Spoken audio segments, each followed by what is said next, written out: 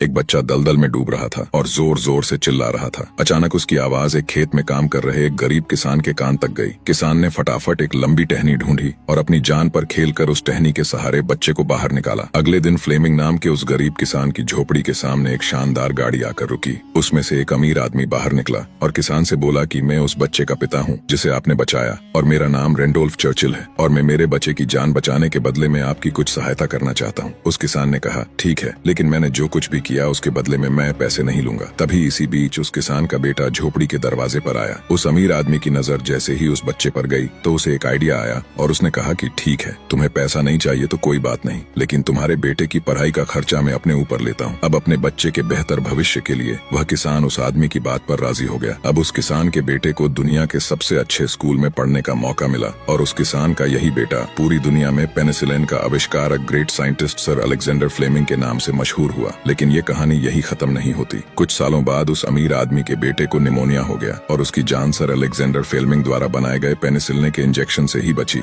और उस अमीर आदमी के बेटे का नाम था विंस्टन चर्चिल, जो 2 बार ब्रिटेन के प्रधानमंत्री रहे। दोस्तों, शायद इसीलिए कहते हैं कि कर्म हमेशा घूम कर आते हैं। इसलिए हमेशा दूसरों का अच्छा करें ताकि आपके साथ भी हमेशा अच्छा हो।